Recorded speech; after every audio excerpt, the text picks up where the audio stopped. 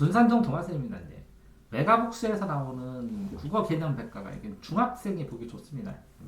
메가북스에서 나온 건데 지금은 출판사에서 물어보니까 주문해야 갖다 준다고 서점에서 보니까 이거 메가에서 이거 다 드렸다고 그래서 주문할 때만 갖다 준다고. 근데 요 국어 개념 백과를 하게 되면 고등학생들이 막 제일 처음 보는 나비 효과라든가 아니면 독해의 기술이라든가 이거 하이 버전이라고 생각하시면 돼요. 독해 버전이나 독해의 기술이나 이건 비문학 독해를 위해서 보는 거고 이거는 문학을 위해서 보는 건데 요 메가북스에 대한 국어 개념 백과를 끝난 다음에 요거 두 개를 책으로 봐야 되는데 이게 인강이 뭐 40강 뭐 예를 들어서 30강 보면 이거를 인강을 보게 되면 1년 내내 봐야 되는데 메가북스를 혼자 공부하고 모르는 단어를 다 해결한 다음에 요걸 책으로 읽으면 요거 3일 만에 끝내고 요것도 한 일주일 만에 끝내고 뭐 이렇게 끝낼 수가 있죠. 그럼 40강 보는 것보다 10분의 1의 시간에 효율적으로 공부할 수가 있습니다.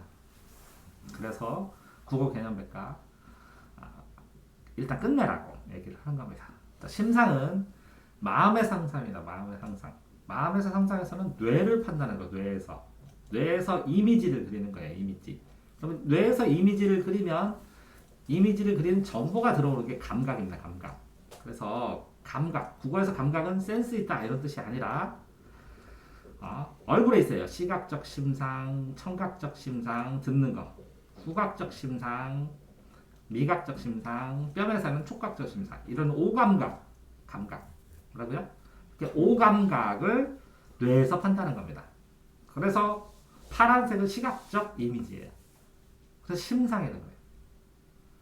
거칠거칠하다는 촉각적 심상이에요. 짜다는 미각적 심상이에요. 이렇게 감각기관에 있던 것이 뇌에서 판단하는 게 심상이고 왜 이렇게 그러냐면 뇌는 시는 함축해서 포함 압축해서 간단하게 써요. 함축성으로 간결하게. 왜 함축해서 간결하게 하냐면 내용이 현상의 특징이 모여있는 상징성을 떼요. 현상의 특징이 모여있는.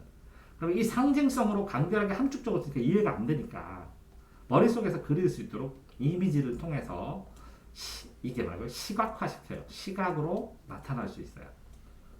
이미지를 통해서 시각화하고 판단할 수 있도록 해주죠.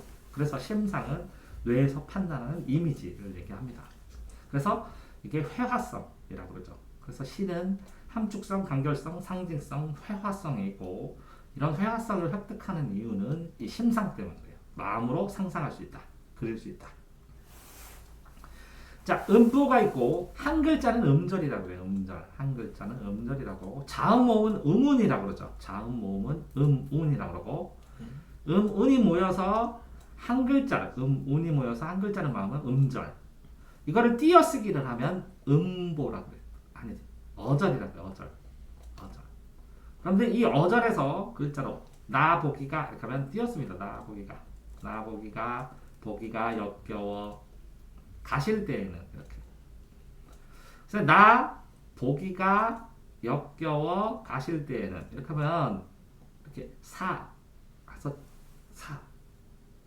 하면 7. 그래서 이 전체적으로 이렇게 해서 7호조라고 그래요. 글자 수가. 그런 건데 읽을 때는 나 보기가 이렇게 읽어요. 안 읽고 나보기가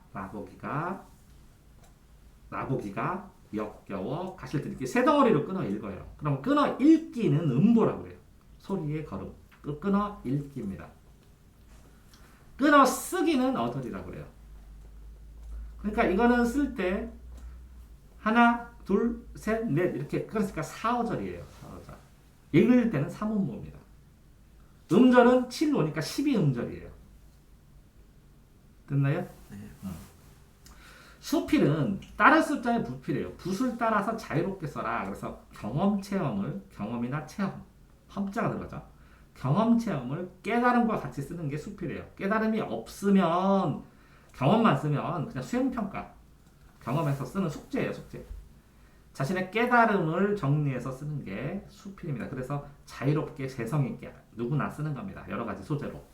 그래서 신체 주변에 잡다한 기록, 신변잡기를 기록합니다. 신체 주변에 잡다한 기록. 그래서 신변잡기적이라는 거예요.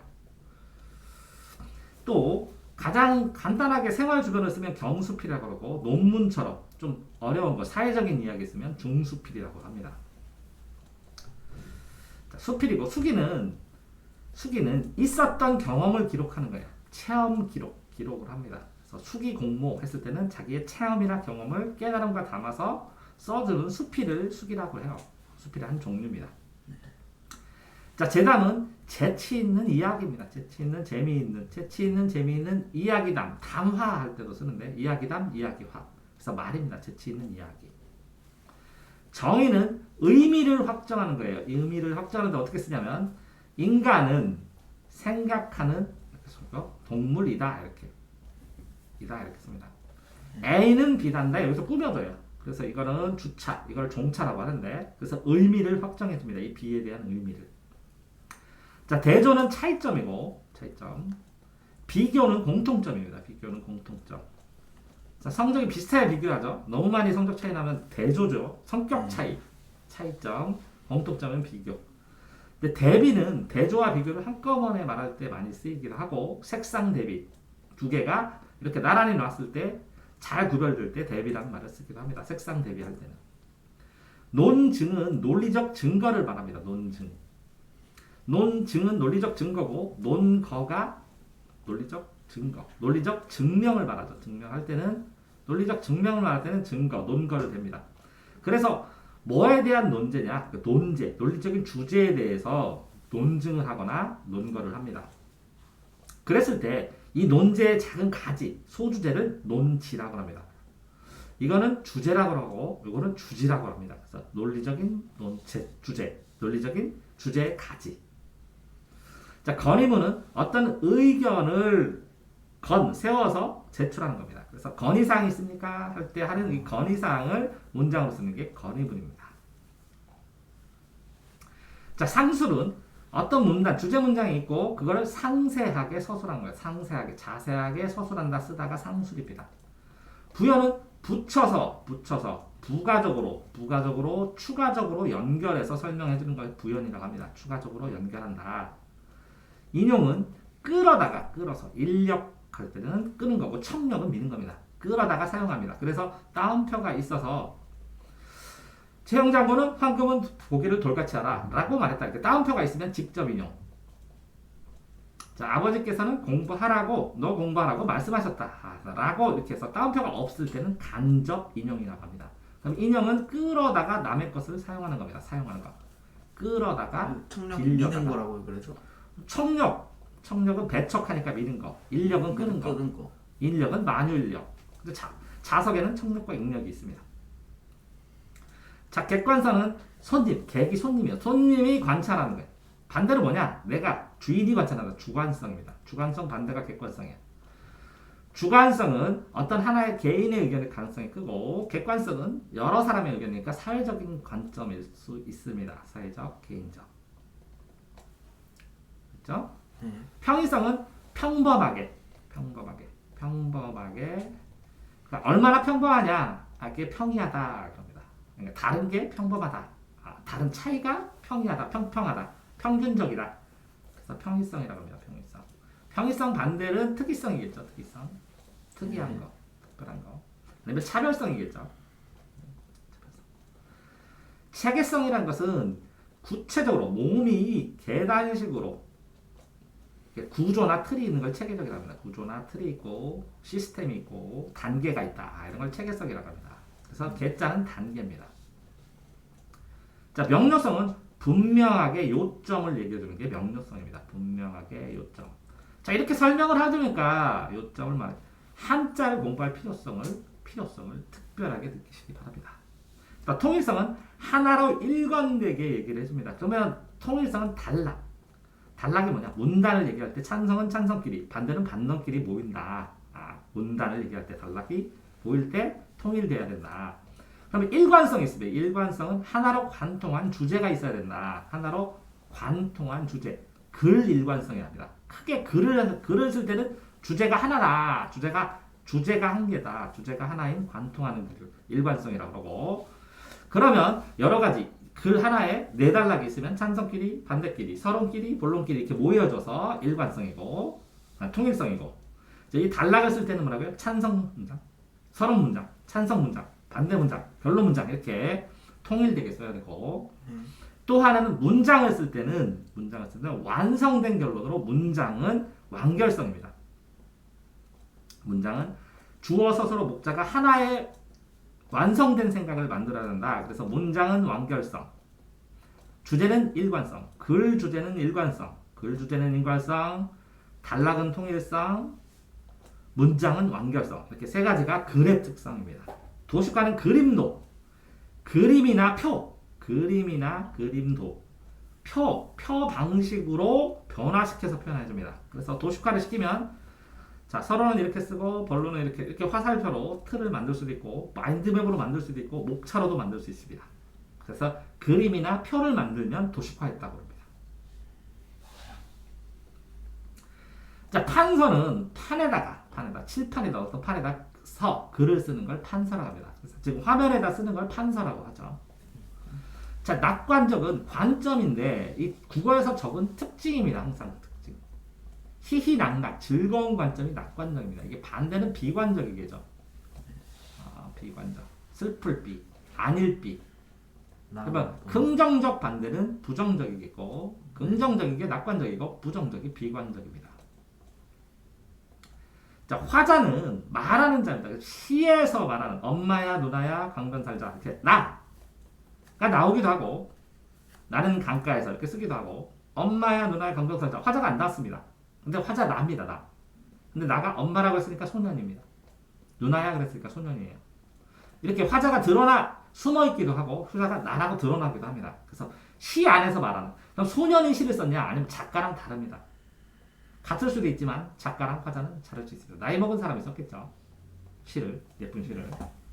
그래서 그러면 시에는 화자가 있는데 그럼 소설에는 뭐가 있냐? 소설에는 서술자가 있습니다. 소설은 서술자가 있어서 내가 내 일기를 쓰면 내 일기처럼 쓰면 1인칭 주인공 시점이고 내가 주인공들은 관찰하면 1인칭 관찰자 시점입니다. 주인공을 관찰하면. 근데 이 그가 제3자가 모든 걸 다 아는 전지적 작가 시점이에요. 전지전능한 신처럼 전지적 작가 시점이고 근데 그가 관찰하면서 써요. 그러면 3인칭 관찰자 시점입니다.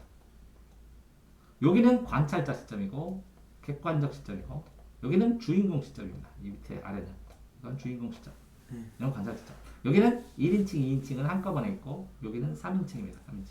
전지적 작가 시점이 뭐랬죠? 전지전능한 그가 다 알아요. 모든 거. 그래서 마음대로 상대의 심리도 알고 나의 심리도 알고 그의 심리도 알고. 내레이션 아저씨. 그러니까 이 시점이 네 가지가 있는데 이걸 또 자세히 또 배워야 돼요. 이게 뭐라고요? 서술자. 이게 화자를 설명하면서 서술자까지 설명하는 거예요. 그러면 이걸 공부한다면 또 질문하셔야 돼요. 여기서 이걸 다시 설명하면 요거만 한 페이지 놓고 설명해야 돼요. 1시간 동안. 자, 성찰정은 반성하고 관찰하는 겁니다. 반성하고 관찰하는 특징이다. 그러면 성찰은 뭐냐? 내 마음을 반성하고 관찰한다. 자, 청자는 화자는 말하는 자예요. 듣는 자가 청자입니다. 이거는 쓰는 사람은 작가예요. 보는 사람은 독자예요. 시청자.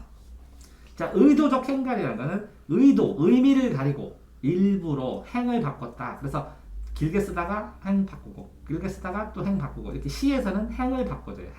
한 줄을 바꿔줘요. 문장처럼 쭈르륵 쓰는 게 아니라 줄을 바꿀 때 요 한 줄과 요 한 줄의 감정의 길이는 같습니다. 가치는 같습니다. 그래서 짧게 살면 더 중요한 거고 길게 쓰면 설명을 많이 한 거예요. 그래서 행을 나누는 이유, 행을 갈아주는 이유, 행을 갈아주고 행을 나눠주는 이유를 생각해야 시를 제대로 이해할 수 있다는 거예요. 분개하다는 분노하다는 거예요. 자, 한묵은 포함한 거예요. 포함하는데 묵시적으로 말하는 거, 묵시적 반대가 명시적입니다. 명시는 분명하게 밝혀질 거고 묵식, 침묵은 뭐라고요? 말 안 하는 거예요. 한묵은 뭐예요? 침묵 속에서 포함된 내용이에요. 비정은 슬픈 감정을 비정이라고 해요. 침묵 속에 포함된 게 뭔 말이에요? 한묵하고 있는 의미. 자, 그러면 아빠가 공부 안 하는 애를 딱 보고 침묵하는 애를 딱 보고 탁 쳐다보고 갑니다. 그게 말하는 의미예요. 아빠가 공부 안 하는 아들을 침묵하면서 딱 쳐다보고 그냥 싹 지나가요. 그랬을 때 느끼는 감정이 한몫이. 침묵했지만 말했어요, 안 했어요? 아, 말했어요, 안 했어요? 말 안 했어요. 말 안 했는데 침묵으로 말했어요, 안 했어요? 했어요. 그게 포함된 의미입니다. 풍상, 바람과 설입니다. 설이상. 바람과 서리가 섞어서 번갈아가 치는 날에 갓 피어놓은 노란 국화가 황국합니다. 네. 그래서 나가고. 자, 옥당. 옥당. 옥당. 옥당. 옥당에서 그러면 옥으로 만든 집이라는 뜻인데 옥당. 홍문관을 달리는 말 홍문관. 옥당. 이렇게 보면 안 되고 옥당. 옥 같은 집 이렇게 해도 됩니다. 옥당. 네. 옥당. 옥같이 귀한 집.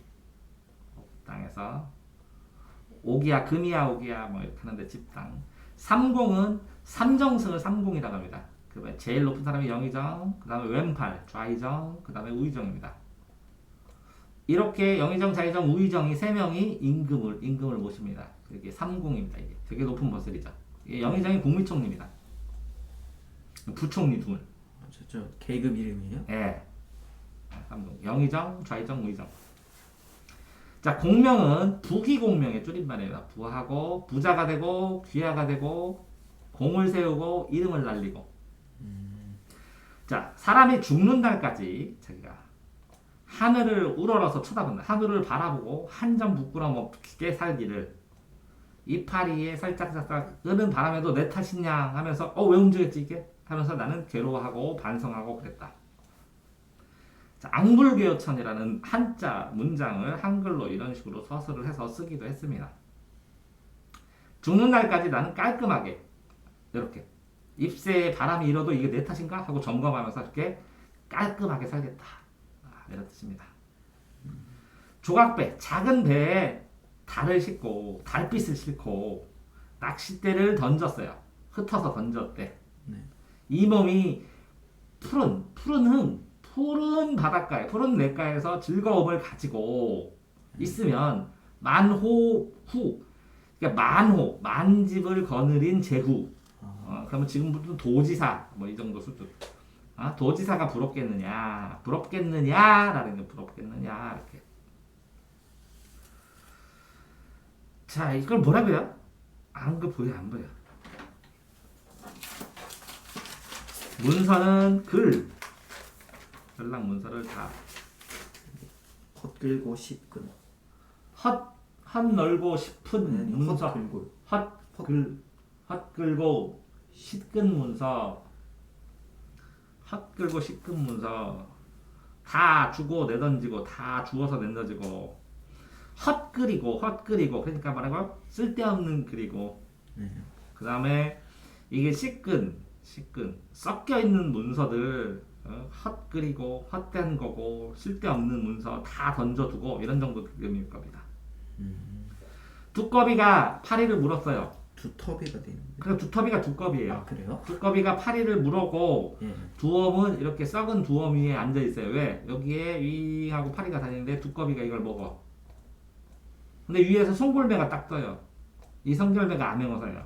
이 두꺼비는 뭐라고요? 탐관오리가 요 백성이에요. 백성을 이렇게 눌름눌름 해치면서 먹으면서 썩은 두엄인 재물, 부패한 것 속에서 백성들을 이렇게 수탈하고 있는데 탐관오리가 색성골이 뜨니까 얘가 딱 넘어져요. 넘어지고 하는 말이 나이기 망정이지 멍들 뻔했다 이렇게 쪽팔리게 이렇게 얘기해요. 두엄이에 치여서 빨리 올라가 앉아서 파리를 너넘너넘 먹는다 이렇게. 자 봐라 모쳐라 봐봐라 날쌘 나일망정이지 멍들 뻔했지 이렇게 얘기하는 거. 이걸 보니까 더 웃긴 거예요. 쫄아가지고 백성골 암행어사 보고 쫄아가지고 넘어졌으면서 나이니까 안 다쳤지 이렇게 얘기하는 게 더 멍청해 보인다고. 두터비가. 됐나요? 네.